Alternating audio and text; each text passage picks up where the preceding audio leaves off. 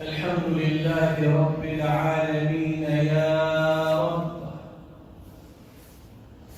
اللهم علمنا ما ينفعنا وانفعنا بما علمتنا وزدنا علما، وأرنا الحق حقا وارزقنا اتباعه، وأرنا الباطل باطلا وارزقنا اجتنابه، واجعلنا ممن يستمعون القول ويتبعون أحسنه، وادخلنا برحمتك في عبادك الصالحين. واشهد ان لا اله الا الله ولي الصالحين، واشهد ان محمدا عبده وحبيبه ورسوله. سيدي ابا القاسم يا رسول الله، صلى عليك الله يا علم الهدى، واشهد انك بلغت الرساله واديت الامانه ونصحت الأمة وكشفت الغمة وجاهدت لله حق جهاده.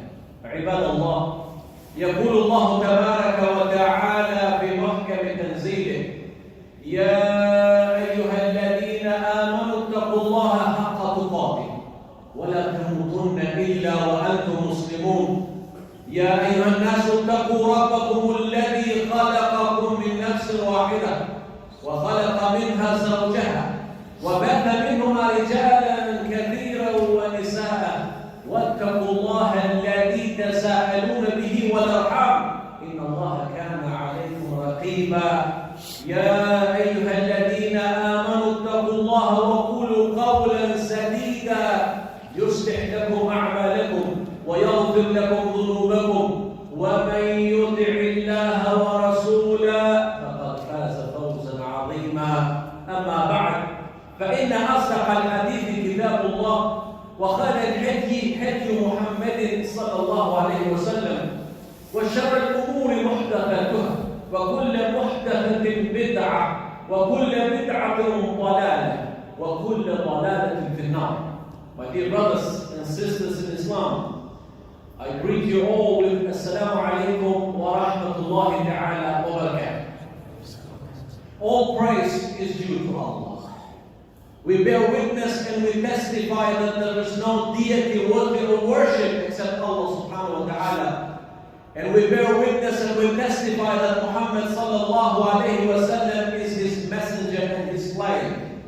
All salawat be upon our Prophet alayhi salatu salam, upon his noble family, his righteous companions, and all those who follow his path till the last day. If you remember last week, we talked about balance and moderation in Islam. How important. Because Allah subhanahu wa ta'ala called us al-ummah al-wasata, a moderated ummah. But also when it comes to us as Muslims, how do you picture an ideal Muslim? How do you understand to be a proper Muslim? And find that moderation in Islam. When we see a Muslim, automatically we have to see the Quran and the Sunnah of the Prophet sallallahu alaihi wasallam in that person. Or the Prophet, peace and blessings be upon him, one of his nicknames was the walking Quran. Because everything that was in the Quran, our Prophet lived it. Also when it comes to our relationships, it is important in order for us to keep that balance and moderation. There are three things we have to remember, my dear brothers and sisters. Number one is our relationship with Allah subhanahu wa ta'ala. Number two is our relationship with ourselves. The balance that you keep within, your physical and your mind and your soul. They all work hand in hand. And also our relationship with our families and other people. But what is the number one and the most important one? Is our relationship with our Lord Allah subhanahu wa ta'ala. This is very important, my dear brothers and sisters, because sometimes we see a lot of Muslims fulfilling one of these relationships and neglecting the others. Sometimes we see Muslims, alhamdulillah, they pray 5 daily prayers and they give zakat and they do all these good things towards but their relationship with other people is worse than non-Muslims. They cheat, they lie, they gossip, they backbite, they slander. We see other people, their relationship, with others and families are good, but they neglect the most important part, and that is their relationship with Allah subhanahu wa ta'ala. And we see some people that respect others, but they don't respect their own family members. And this is what I'm talking about when you see someone who doesn't know that balance that we find in the Quran and in the Sunnah of our Prophet sallallahu alaihi wasallam. So my dear brothers and sisters, number one, our attitude towards our Lord Allah subhanahu wa ta'ala. As Muslims, we have to be closely connected to Allah subhanahu wa ta'ala, always remembering Him, always putting our trust in Allah subhanahu wa ta'ala. We cannot be believers sometime and good Muslims only when it's Jum'ah, or only when it's Ramadan, or only when it's certain time, or only when we are inside the mosque. It doesn't work that way. You remember, Islam is not inside the mosque. Is when we leave that mosque, that door, how you behave, the way you talk, the way you respect other people, the way you remember Allah subhanahu wa ta'ala. Because when you're inside the mosque, what else are you going to do? We are here, why? To remember Allah subhanahu wa ta'ala. But the most important part is when you're outside and when you're tested. A lot of people say we believe in Allah. Do you surrender yourself to Allah? Do you put your trust in Allah subhanahu wa ta'ala? When you go through a calamity, when you go through a test, or some financial difficulties, you go seek help from everyone else and you leave Allah subhanahu wa ta'ala last. This is how we test ourselves. This is how we know how much we put our trust in Allah subhanahu wa ta'ala. This is how we know our connection with Allah subhanahu wa ta'ala. This is how we know whether Allah is on our speed dial or not. It's good to create that link. You remember I told you even before? Every time you open that phone, the first number you see is who? It's either your spouse or someone very close to you. We are talking about the same thing with Allah subhanahu wa ta'ala. Every time you go through something, every time you need help, the first thing you should do is open that link with Allah subhanahu wa ta'ala. And the number of that I would say phone number. But when you call your spouse or your parent or your son or your daughter, there is a number 04, whatever number it is. Do you know a number that you can call Allah subhanahu wa ta'ala? Maybe you never heard this before, but that number is 24434. 24434. And these are the 5 daily prayers. This is how you can build that connection, that link with Allah subhanahu wa ta'ala. And never leave Allah last. This is when we try our best, of course, when we do things, when we try to achieve goals in life and all these kind of things. But you don't know yourself until you're tested, until you go through certain things, even when it comes to patience. Sometimes when you hear that news, someone calls you and subhanAllah gives you that bad news, that's when you know, that's when you test your faith. That's when you see what is your first word you're going to utter. When you hear what they're saying, Inna lillahi wa inna ilayhi raji'un, or you swear, or you start to blame. You understand? As-sabr fi sabr bil-ula. This is what our Prophet ﷺ said when he saw that lady, you remember? And the lady, something happened to her, the Prophet tried to console her, and she said, leave me alone. If you are going through what I'm going through, you would never actually act like this. Prophet left her, didn't say anything else. And the other guy said, you know who this person was? This is our Prophet, sallallahu alaihi wasallam. She felt very bad. And she went to the Prophet to apologize, knocked on the door. And she said, so I didn't know, I was so much in pain because of, this what happened to me. And And this is the golden statement that Prophet said, so sabr is in that first try. When you hear that news, that's when you test yourself. That's how we know how much faith we have in Allah subhanahu wa ta'ala, how much we accept Allah's qadr, Allah's predestination. But no, we say we are believers, we say we are this, mashallah, but when we hear that our brother or sister got a new house or new car, automatically we get jealous. Is it true? So automatically what you're against the qadr of Allah subhanahu wa ta'ala, because Allah is the one who gave that person that wealth or whatever it is. This is how we know our attitude towards Allah subhanahu wa ta'ala. So the first and foremost, my dear brothers and sisters, is to build this relationship with Allah subhanahu wa ta'ala.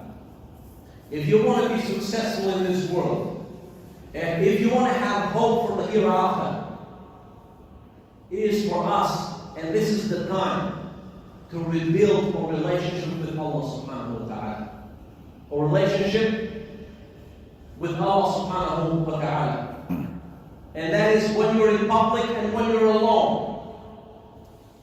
When you're happy, when you're sad. All these are included in our attitude towards Allah subhanahu wa ta'ala. Number two, my dear brothers and sisters, is our attitude towards oneself, mind, body, and soul.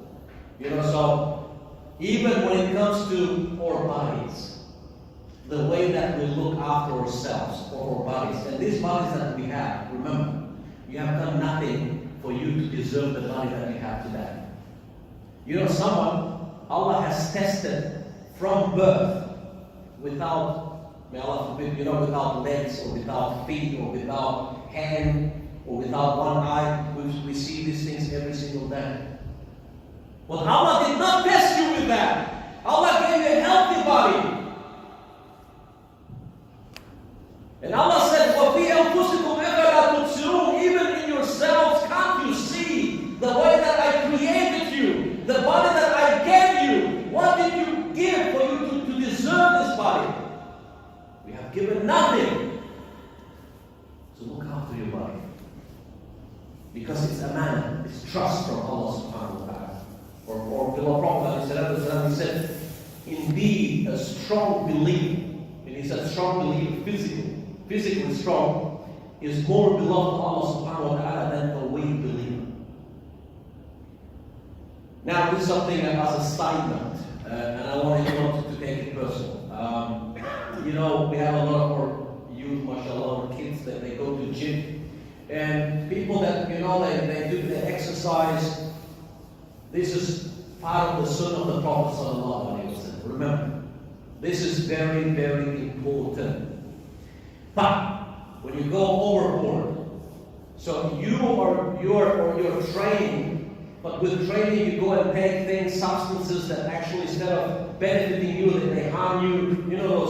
What they take, those things, steroids and all that stuff. And that's from being recommended in Islam, it becomes haram. You understand? And again, all those people, because they, mashallah, their muscles and whatnot, they stay, with t-shirts day and night, winter and summer, because they want to show what they have achieved. But in reality, remember, that means nothing. Wallahi, someone who wakes up for Fajr is a million times stronger than someone who has all those muscles. At least to Allah subhanahu wa ta'ala. So training, exercising is part of the sunnah of the Prophet. But everything, what I said last week, has to be in moderation. And what is your intention behind it? Is it your intention to keep yourself fit and be healthy because the Prophet is recommending us to do that? If you do that, it's not just good, but also you will be rewarded for that. Because you want to be active. When it's time for prayer, alhamdulillah, you've got energy. To wake up in the morning, you've got energy because you go and train and do those exercises. If you do for that purpose, with that intention, you will be rewarded by Allah any other intention. For you to look good in front of other people or these kind of things. I'm not saying it's haram, but that shouldn't be our priority, my dear brothers and sisters. Remember, this is very important. Also when it comes to our mind. So physical, it's very important. The way that you look, personal hygiene. You know, wallahi, this is, if you read about this, the Tahur Shatr Imam Prophet said, cleanliness is half of religion because everything is related to cleanliness. Even the way that you look, the way you present yourself, even the way that your hair is brushed, that is part of Islam. Remember, a guy came to the Prophet and his hair was, not fixed properly. The Prophet gave him some kind of indication. And then he knew that the Prophet was talking about it. He went back and he fixed his hair and came back. And the Prophet said, isn't this better? Prophet ﷺ, when someone knocked on his door, before he opened the door, he looked himself in a pot of water. Because there was no mirrors back then. You know when you see yourself in water? Whether the way he looks before he opens that door. This is our Islam, my dear brothers and sisters. This is part of our faith. The way that we present ourselves, the way that we wear ourselves, the way that we even if you have beards, alhamdulillah, sunnah, whatever you want to call it, that's fine. But even the way that if you have it, you have to keep it clean. That is part of our sunnah, that is part of our Islam. And also our soul. How do you feed your soul? Feeding your mind with reading, knowledge, and all those kind of things. Body, I mentioned, nice healthy diet and exercise and all those things. When it comes to our soul, you won't be able to satisfy your soul with physical things. People have tried that inner happiness. And that's what I'm talking about, how to please your soul. You can go and people try to go have fun or having different food or certain things, they say you still feel the same. The only way you can feed your soul is by worshiping Allah subhanahu wa ta'ala. Wallahi, there's no other way. We see, and I mentioned this many times over, celebrities, and we see singers.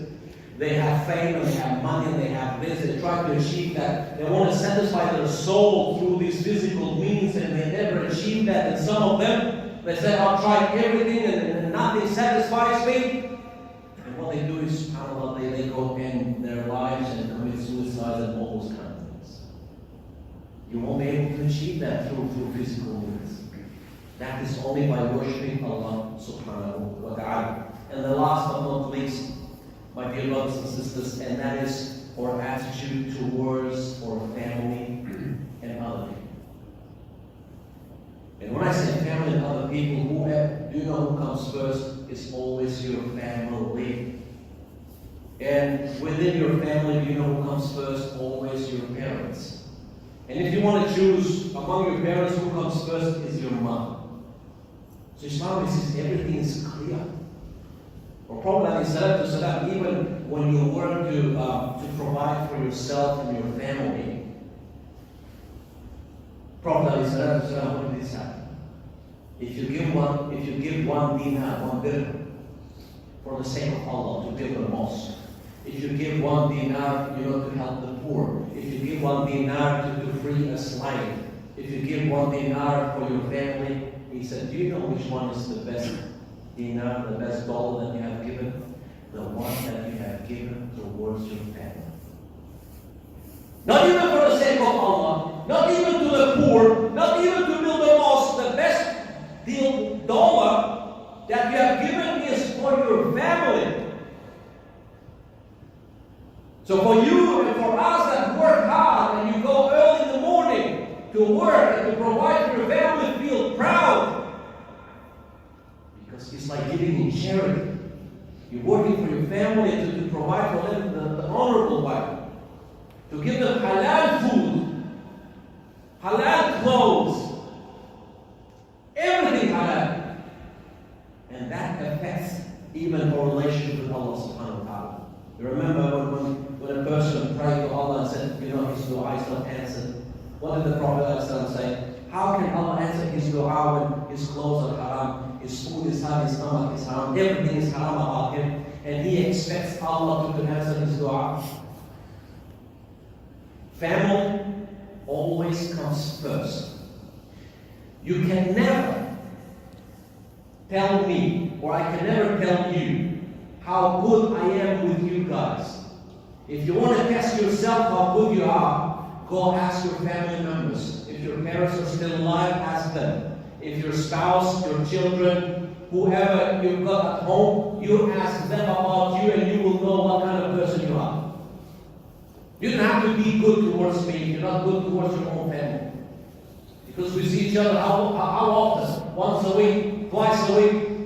Anyone can be good, for half an hour to have a coffee. But who do you spend the most of the time with? It's your family members. And that's how you know what kind of person you are. And then if you achieve that, and then be good towards others as well. When I say others, it's always in perspective, my dear brothers and sisters. Always, even Islam teaches us, when you give sadaqah, charity, let's say this is zakat time, or it's charity time, or it's qurban time. How does Islam teach us to? How we should distribute that? Start from your close family. You leave your brother without food, and you give that zakat charity somewhere in another country. How is that possible? Start with your own family, your siblings. If they don't need your cousins, and don't give zakat to your brother. You should help your brother all the time, especially us that live in this country and we have family members overseas. Don't forget about them. Only because now you're here. And I know people that are proud of their cars, and I know that the brother has no food to eat, their own brother. But what kind of Muslim is that? And they're proud, and they say to us, I gave zakat to my brother. Where were you for 1 year? So now you give your fitr zakat or whatever to your brother, now you're proud of that? You should be ashamed of yourself. Don't wait for that zakat. If your sister, if your brother, if your cousin needs help and you're able to help, you're almost obligated. You remember the verse I read always at the end of the khutbah? إِنَّ اللَّهَ يَأْمُرُ بِالْعَدْلِ وَالْإِحْسَانِ وَإِيتَاءِ ذِي الْقُرْبَى. And help your relatives. And Allah is saying help how? Financially. So ita is fi'l al-amr, meaning Allah is just ordering us, it's commanding us to help one another based on blood, or relationship based on blood, or brothers and cousins and sisters, whatever. So instead of giving your qurban or your zakat or sadaqah somewhere else, and you've got people in your own family that needs help, maybe your sadaqah is accepted. But if you want to get double rewards, you give that sadaqah, but you start from people who are closest to you. If they don't need, and then further away and further away. This is how Islam works, my dear brothers and sisters. This is how an ideal Muslim should be like. And ask Allah subhanahu wa ta'ala to make us of those that we rebuild our relationship number one with our Lord, Allah subhanahu wa ta'ala. I ask Allah subhanahu wa ta'ala to make us of those that we look after ourselves, we look after our mind and our soul. I ask Allah subhanahu wa ta'ala to make us of those that we respect our families and other people. I ask Allah subhanahu wa ta'ala to make us of those that He's pleased with us in this world and the next. I ask Allah subhanahu wa ta'ala to make us of those that we are able to feed ourselves and our families with halal and to stay away from haram. I ask Allah subhanahu wa ta'ala to make us of those that we love, we respect, we advise each other only for His sake. وَقُولُ قَوْلِ هَذَا وَاسْتَغْفِرُ اللَّهَ لِي وَلَكُمْ فَاسْتَغْفِرُوهُ سَيَسْتَغْفِرُ اللَّهُ إِنَّهُ هُوَ الْغَفُورُ الرَّحِيمُ.